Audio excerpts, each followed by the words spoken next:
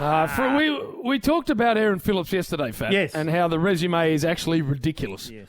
This man falls into the exact same category, and among all the ridiculous things, 5 Copeland, 6 All-Australians, Anzac Day medals, everything else, a 2-time premiership Collingwood superstar, Scotty Pendlebury. Welcome to the Rush Hour, mate. Thanks, mate. Thanks for having me on. It's been a while since I've been back in here, so it's good to see you guys. Last time you gave us some good late-breaking news, wasn't it? About Jay-Z? Jay-Z and John Ralph. Yes, I know. Does anything come of that yet? No, Has that been announced? It all got closed down after you Very said quickly. Oh, after he got the chief position, He did, he's just yeah. ducked out, has he? that. Yes, exactly. Do you still see him, and does he still try and get into your bed? Well, he used to reach out quite a bit, but I haven't heard from him in the last month. Since he's been announced, he's too busy. He's got stuff on left, right and centre. does. And Scotty, same with us. He was Yeah. all over us like a rash when he was climbing the ladder. Now Now we he's at are the a piece top. of toilet paper. yeah, we're down the bottom of the ladder to Jay-Z, aren't we? There we are. Amazing. I tell you what, all that and 406 games. That's just unbelievable. So you're doing the media Friday night?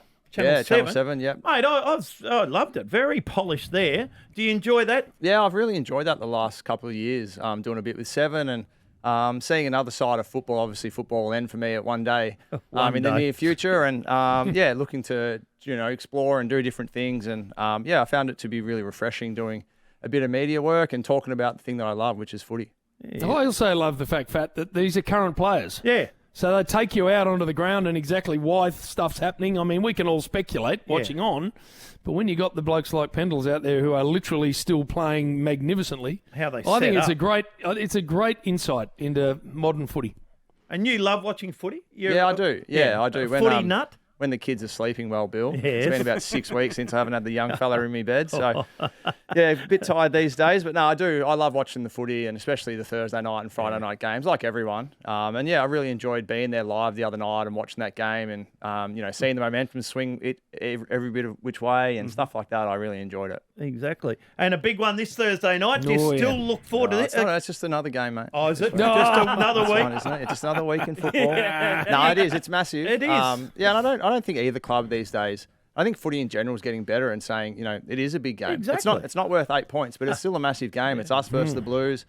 We love playing each other. We know it's going to be a fierce contest. And like we always say with these games, it doesn't matter if you're zipping 3 or you're 3-0, whatever. You know it's going to be on for young and old, and there'll be a bit of argy-bargy, no doubt, and stuff like that. And you love playing, and the fans love it as well. I think Craig McRae said it was like a final. Yeah, well, I feel like every time you play Essendon, you play Richmond, you play Carlton, especially Thursday night, it feels like a final. Like the Anzac Days, these games, they are big games. And, I think we need to, as an industry, as players, stop hiding behind it's just another game. Like, it's massive. It's huge. And I'll feel 10 times better when I strut into the coffee shop Friday morning if we win, chest back, and the name's Scott for that coffee. And if we lose, the name's probably Sam, and I've got a hoodie on. So Scott. that's how it looks. Scott.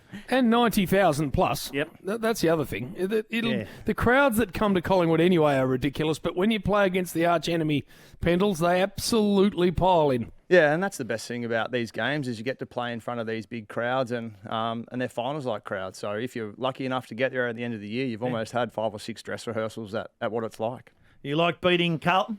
I love it, mate. The most? Absolutely love it. The Cats are pretty up there for me as well, Are they? Bill.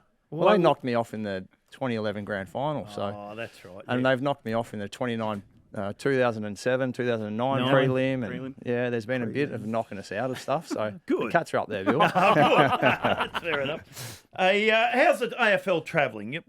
You turned 37. You're 37 years of age. What else did I read here? Which took you in 2 weeks' time, you'll break into the top 20 for the oldest players in AFL VFL history. Did you know that? No, I didn't know that. There's But all these stats coming along. There's all these obscure ones that come out. But I think most importantly, my body feels really Yes. good. I definitely feel like when I'm playing out there that the speed of the game is fine for me. I'm not overawed by what's happening. And I just understand my role in the system. And I think that's the most important thing, understanding what your job is in your team. And I think my job pretty well. And I just go out there and try and execute that each week. Do it very well. What about starting as a sub then? First time ever for that? 2 weeks ago? Yeah, it's funny. Everyone was sort of up in arms. They were. I started as a sub. I've been subbed off about 5 times as well. So seven times. So Fly spoke to me about, we had a pretty brutal start to the year with 3 games in 12 days. And the plan was to be the sub for the middle one and be fresh for the Bulldogs. And I certainly felt really fresh and performed on the Friday night against the Bulldogs. Now, you debuted back in 2006, which is frightening to even think about. Are you blown away by the Daicos boys? I put them both in Pendles. I know everyone focuses on Nick, but Josh is also a phenomenally good footballer. The way they just walked straight into the system and looked like they'd played 150 games. Yeah, I think the composure's probably been the most impressive thing for both those boys. And probably in broadly speaking about the competition too, the young players coming through like Sheasel, Sam Darcy, guys like that, they just look like they're wise beyond their years. And I've certainly seen it up close with Nick and Josh, just how professional they are, how much they understand what's going on with the team themselves, and then being able to perform, which is the hardest part of the job. So, yeah, been super impressed by both boys. Unbelievable. Well, their old man was a star. Have you ever played on a muddy ground? Oh, no, I probably haven't. No, like if you're talking like like back in the where day you walk when- off with like mud all over your jumper. Yeah. No, because they swap your jumper at quarter time and half time if it's dirty these days. But I was looking back at some film the other day when I was playing. It was muddy grounds and mud and Moorabbin, even MCG down at Kardinia Park. I remember early days because the rotations weren't as crazy as they were now. I hadn't got on in the first half and I was just sitting there and I copped a spray at half time from Mick because I hadn't done anything. He's like, 0 across the board. You haven't got a tackle. You haven't impacted the game. You better do something. And I was 17 at the time, I think, or 18. I felt like saying, oh, well, I can't do much if I'm sitting on the pine. So, You did it? Yeah. And then I followed up during the week and said, I actually hadn't been on yet, Mick. So, and he's like, oh, sorry about that, young fella, but sometimes you just got to cop it. I just didn't argue with Mick. What about Darcy Moore taking over the running of the AFLPA? Yeah. We are so impressed by him whenever we speak to him, but he seems tailor-made for that role. Yeah, I think it was might have been a succession plan with Danger, but yeah, I think ever since Darcy's walked in, he's got a really good view on not just our club and footy, but I think on the competition and what we're trying to represent as a playing group. And I think he's the perfect man for the job. He'll represent the players really well. And he's just got such a balanced view of, most things in life, and he's very well-rounded. What about the other night playing against Sam Darcy? He was just on... When he stands and marks, were you in awe of him? Yeah, I was probably more impressed. Like, I know I played against the week before, but doing the 7 stuff the other night and watching him live, just... Yeah. The amount of work teams put into him off the ball, but then his physicality back to counter that was amazing to watch against Carlton. They were absolutely mauling him off the footy, and he was there for it. He would maul them back, he'd throw them around, and then he just goes and competes. And I like the fact that he just keeps going. He just keeps turning up. And as my old basketball coach, guys that big, they don't get any shorter as the game wears on. So he's an impressive unit. I remember talking to his old man, Pendles, a couple of years ago when he was just starting to show the footy world this same stuff. And I said to him, Duke, for God's sake, get him out of the ruck. Just get him. You don't run your bloody best operators through there. And he said, Jim, he loves it. He can't get in there quick enough. I think most forwards like coming up for a hit in the ruck because if they're not into the game, they can go into the ruck, bash and crash for a little bit. And midfielders talk about it as well. You just want to get a first hit, get a tackle, do something to make you feel like you're in the game. And, I think Sam Darcy, wherever he goes, he's going to be super impressive, whether it's forward.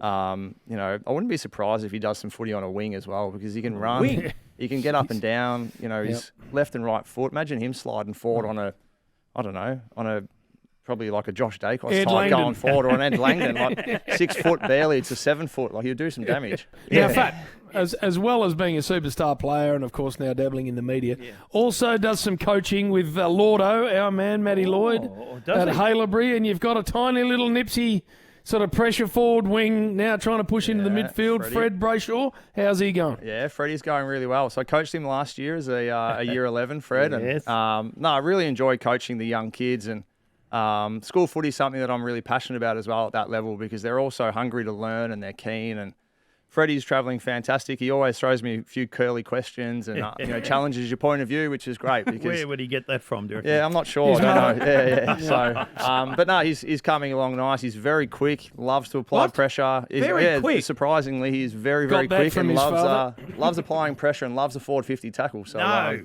he's quite an impressive unit. It's nothing like you, Jim. Very similar. Very passionate he is about school football. Helps when you get the kids get along to school for a bit cheaper too, doesn't it, Scott? I'm not sure, Bill. Is that what you've done? Has it along the way? I've seen you popping your head into Geelong Grammar and stuff like that in the past. What about all the players that get back and help coach at all the private schools? I love it. Where'd you go to school? Sale? I was at Sale Catholic College back in Gippsland Way, so I was there and had a great upbringing in the country. Do year 12? Did I do year 12? I did year 12. I was a young year 12. So when I was drafted, I was 17. So I moved to Melbourne. Daisy Thomas, a lot of the Channel 7 crew were a bit funny when they found out me and Daisy were actually drafted together. And he was my chauffeur for the first three or 4 months in Melbourne because I didn't have a license. So he took me everywhere. Oh, you went with Daisy. Yeah, it was a rough ride. Lived together, didn't you? He always had Williamstown? Yeah, he always had a surfboard in the back. So I was always sort of crammed into the side because the surfboard tip would be hitting me in the back of the neck. But he never surfed. He just used to He drive. surfed and he played golf all the time. It still sounds like he playing still golf. does. He retired 6 years ago, and you're still going. Of course. Yeah. What's the biggest change from 2006 to now? Oh, the analytics and technology. The I what? feel like analytics, the data, the numbers. We'll just say data. Sorry, mate, the numbers. Yes. I think, though, aren't you drinking limoncellos and champagne and well, stuff now yes, and you're having a go at me? yes. Actually, I've got to use analytics. Yep. Yeah. So just the amount of data that gets crunched now. So you could almost walk into an opposition side and just let the numbers tell you how you want to play this game. That's how detailed they can get at times. Yeah. But it's always funny in footy because when everything goes wrong, you strip it right back. Yes. So let's get our pressure going or let's get our contest going and you forget all the numbers and you just want to see effort. That is, isn't it? Get the ball but and use it. Yeah. Then, Pendles, you get units, and I put Swanee into this category. Dusty Martin may be the same. You get all of that and all the science and all the method and all the rest of it, and then you just get blokes that go out and play and look like they are just pure instinct operators and yet are incredibly good. Yeah, and I think that's the beauty of the game is there's still those players out there and we don't want to get rid of those players who don't like sitting in meetings and don't want all the numbers. They just say, just put me on the ball. Jack Viney. Someone cover my man for me when we don't have it and I'll do the damage on offense. So Yeah. Jordy there's DeGoey.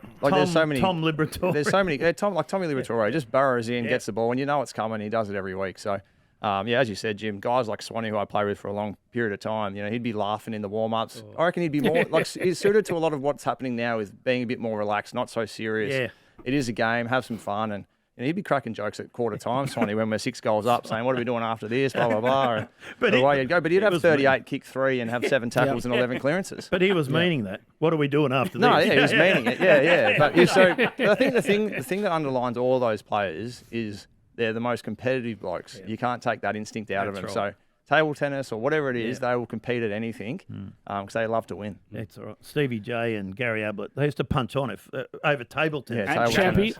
And Chappie. Oh, Chappie was other things. That was just was gold drinking and Sissel, smoking wasn't it? together. Yeah. Who was the better small forward? Yeah. So who? might have been I a know few it's a frothies. question you would have been asked 1,000 times, mate. But over 400 games, Jim, who no. do you look back on and go, it was a privilege to have played alongside X? There's a few. I think Nathan Buckley, Jimmy Clement, Dane Swan, Steele Sidebottom, Nick Maxwell are probably the ones for me. Like all just different things that I've taken from those guys, and I've obviously played with a lot of players, but those guys are just superstars of the game. And Sidey, who we broke the games record, I think last time we played, to have that many games with one of your best mates in your life is phenomenal, and it was a really special moment to share that with him. Did you hear what he said on Triple M, the Saturday Rub, a couple of weeks ago? He had that blistering final 7 minutes of that game. Yeah. And I said to him, Sidey, what a bloody finish, mate. You almost single-handedly dragged him over the line. He goes, well, I had to do something after I shat myself in the middle of the ground. Yeah. Straight Well, up. yeah, He was. Yeah. Like how good's that? Just being honest, Oh, because I amazing. think it happened, and Yeah, exactly. but it's more important with how you respond, and he responded amazing. Most underrated. There's always one or two that you played with. Well, could I almost say Sidey in the same breath? I think Sidey is criminally underrated. He's Criminally? He's come runner-up in a best and fairest. Runner-up in a Brownlow. He's won 2 best and fairest. He's 2-time All-Australian. And another one, Nathan Murphy, who retired, but he was an integral part. And when you're internal, you just know how much we valued him and what he brought. And he's still at the footy club now, which is great because he's a great person. Speaking of Sidey, the duo 308 Shiraz. Tell us about we that. released that 10 days ago. She's almost sold out now. So I love a glass of wine at the right time. It was a fantastic little project me and Sidey did together. And as I said, she's almost sold out, but it's a nice drop. And see how we go. I love them at any time. So I'm hoping I'll that there's drop a couple over to yours good, then. Nice, There you I go. like it. 308, and you got a Sorry, 309. I didn't bring out a limoncello for you, No, Bill. no. Sorry, or a champagne. Sorry, a mate. long neck, a Carlton You draft. wouldn't know what a long neck is anymore. Oh, I used to By drink the sounds. Used to drink them before course the you game did, back Fat. in the good old days. Scotty, don't worry about that. Where do we get this 308 and 309? It's on our on our Instagram. So jump on. There's a link on there, and you can jump on and get one if it's not sold out already. Beautiful. There we go. And the Yes, Pies fans, make sure you head along Thursday night. You can win one of 2 return flights to Dubai, thanks to the Collingwood Football Club. Just got to be in your seats at quarter time. And that's not the actual ticket, Bill. No, Either. you're just in taking case. this Well, I've back. seen you try and grab it before. It's not the actual ticket. Don't know how I'm going to put it in my ticket. pocket. Yeah. Look at that. massive, Good on isn't you. it? Scotty boy, what a star Well done, you mate. are. Thanks for having me, guys. Appreciate it. Beautiful.